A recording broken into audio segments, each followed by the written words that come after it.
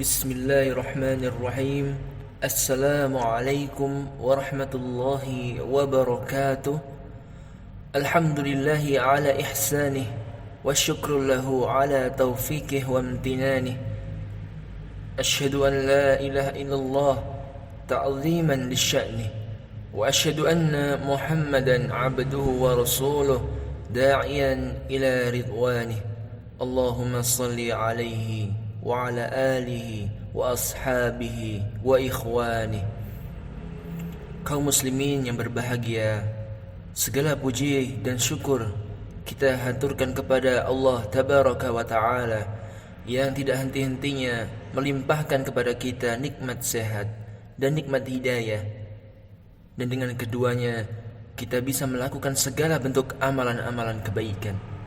Salawat serta salam tidak lupa kita haturkan kepada Rasulullah sallallahu alaihi wasallam beserta keluarganya, para sahabatnya, dan para pengikutnya hingga akhir zaman kelak.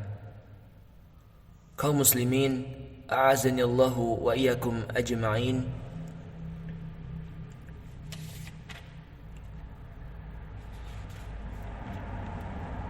Melakukan sebuah kemaksiatan kepada Allah merupakan suatu bentuk perbuatan yang mengandung konsekuensi yang sangat besar bagi para pelakunya. Ia memberikan dampak buruk bagi para pelaku tersebut. Bisa jadi karena terlalu sering melakukannya sehingga taubat tidak jadi padanya dan ia meninggal dalam keadaan bermaksiat, maka neraka yang menganga menjadi tempat kembali bagi pelaku kemaksiatan tersebut. Lantas, sikap apakah yang harus dilakukan seorang hamba tatkala mendapati dirinya terjatuh dalam kemaksiatan kepada Allah?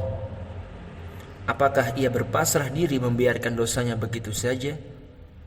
Kaum muslimin, a'azanillahu wa iyyakum ajma'in. Maka sikap terbaik ialah segera bertaubat kepada Allah Azza wa Jalla.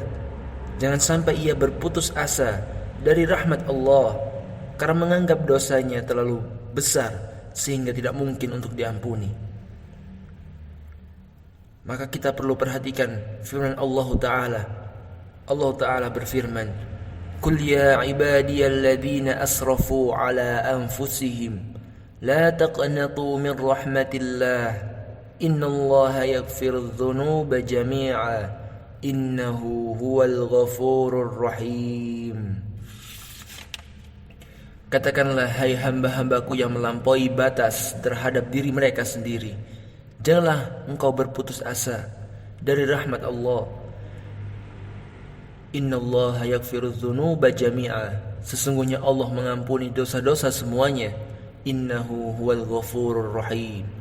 Sesungguhnya dialah yang Maha Pengampun lagi Maha Penyayang. Quran Surah Zumar ayat 53. Kaum muslimin, a'azanillahu wa iyyakum ajma'in. Maka sifat berputus asa bukanlah pilihan yang benar, sekalipun kita menganggap dosa kita terlalu besar sehingga tidak mungkin untuk diampuni. Maka Allah Ta'ala datang dengan segala ampunan yang melimpah, sebagaimana disebutkan dalam hadis qudsi. Rasulullah SAW bersabda, Allah Ta'ala berfirman, "Ya ibna Adam, innaka ma da'awtani wa rajautani ghafartu laka ala ma kana fika wa la ubali. Ya ibna Adam, law balagat dhunubuka anana as-sama' thumma astaghfartani ghafartu laka wa la ubali. Ya ibna Adam, innaka law ataitani biqurabil ardi khataya thumma laqitani la tushriku bi syai'a la ataituka biqurabiha maghfiratan." Allah Ta'ala berfirman, "Wahai anak Adam, sesungguhnya selama engkau berdoa dan berharap hanya kepadaku, niscaya aku mengampuni dosa-dosa yang telah engkau lakukan dan aku tidak peduli. Wahai anak Adam, seandainya dosa-dosamu setinggi langit, kemudian engkau meminta ampun kepadaku, niscaya aku mengampunimu dan aku tidak peduli. Wahai anak Adam, jika engkau datang kepadaku dengan membawa dosa yang hampir memenuhi bumi, kemudian engkau bertemu denganku dalam keadaan tidak mempersekutukanku dengan sesuatu pun, niscaya aku datang kepadamu dengan memberikan ampunan sepenuh bumi. Hadis riwayat Tirmidzi.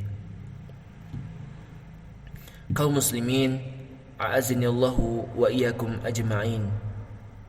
Melalui hadis yang mulia ini, kita bisa mengetahui tentang kewajiban kita untuk senantiasa memohon ampun kepada Allah. Terlebih lagi jika kita terjatuh dalam kubangan dosa yang membuat jiwa kita terpuruk.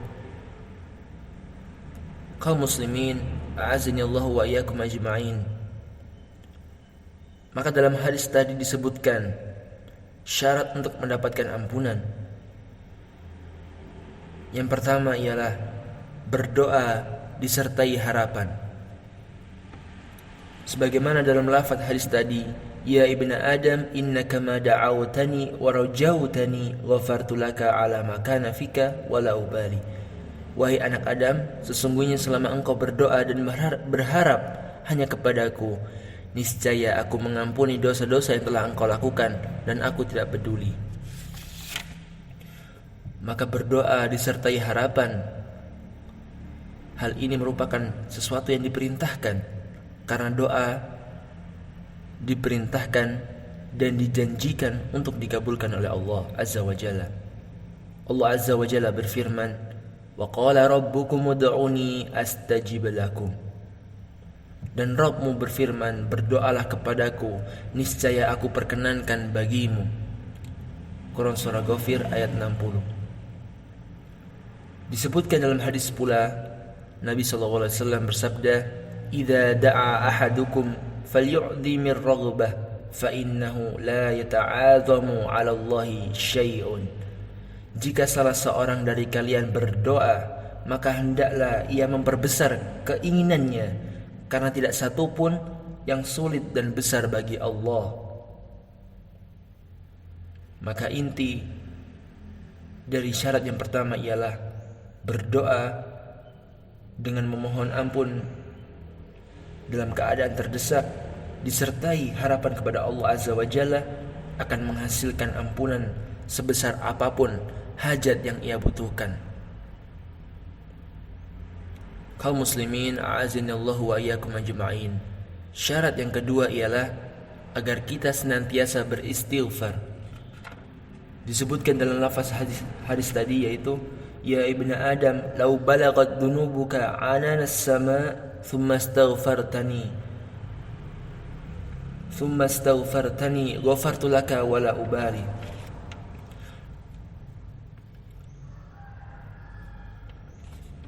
Wahai anak Adam, seandainya dosa-dosamu setinggi langit, kemudian engkau meminta ampun kepadaku, beristighfar kepadaku, niscaya aku mengampunimu dan aku tidak peduli. Maka sebagaimana tercantum dalam hadis ini, istighfar memang hal yang diperintahkan oleh Allah. Allah memuji orang yang senantiasa beristighfar, bahkan mengatakan dosanya akan diampuni karena istighfar yang ia lakukan. Allah Ta'ala berfirman dalam surah Ali Imran ayat 135, وَالَّذِينَ إِذَا فَعَلُوا فَاحِشَةً أَوْ ظَلَمُوا أَنفُسَهُمْ ذَكَرُوا اللَّهَ فَاسْتَغْفَرُوا لِذُنُوبِهِمْ وَمَن يَغْفِرُ الذُّنُوبَ إِلَّا اللَّهُ وَلَمْ يُصِرُّوا عَلَى مَا فَعَلُوا وَهُمْ يَعْلَمُونَ. Dan orang-orang yang apabila mengerjakan perbuatan keji atau menzalimi diri mereka sendiri, maka mereka segera mengingat Allah, lalu memohon ampunan atas dosa-dosanya. Dan siapa lagi yang dapat mengampuni dosa-dosa selain Allah? Dan mereka tidak meneruskan perbuatan dosa itu, sedang mereka mengetahui. Kaum muslimin, a'azinallahu wa iyyakum ajma'in. Maka seringkali kata istighfar disebutkan bersamaan dengan kata taubat. Ketika kedua kata ini beriringan, maka istighfar tersebut adalah permohonan ampun dengan lisan, sedangkan taubat adalah berhenti dari dosa dengan hati dan seluruh organ tubuh. Bahkan disebutkan dalam hadis mauquf yang diriwayatkan oleh Abu Dzar radhiyallahu anhu, ia berkata, yang artinya adalah sesungguhnya setiap penyakit mempunyai obat, dan obat dari dosa adalah istighfar.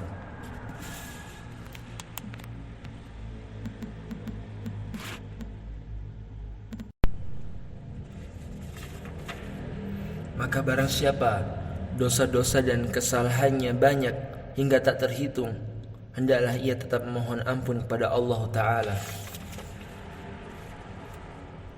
Kaum muslimin a'azanillahu wa iyyakum ajma'in.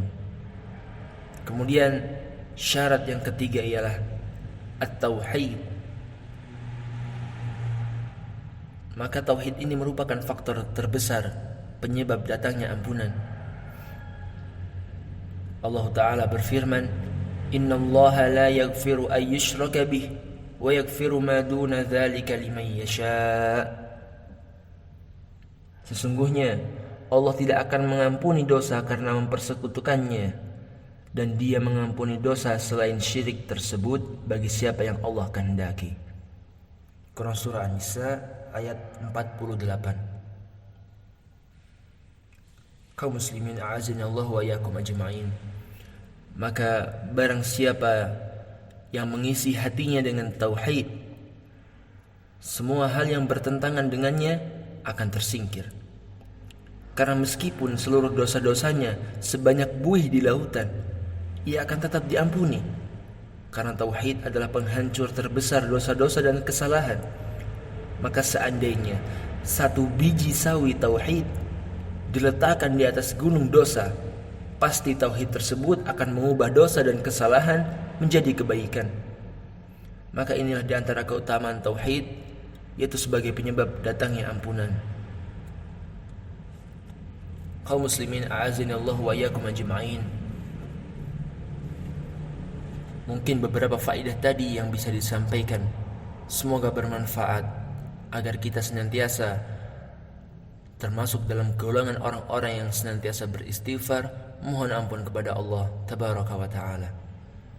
Aqulu qouli hada, thumma assalamu alaikum warahmatullahi wabarakatuh.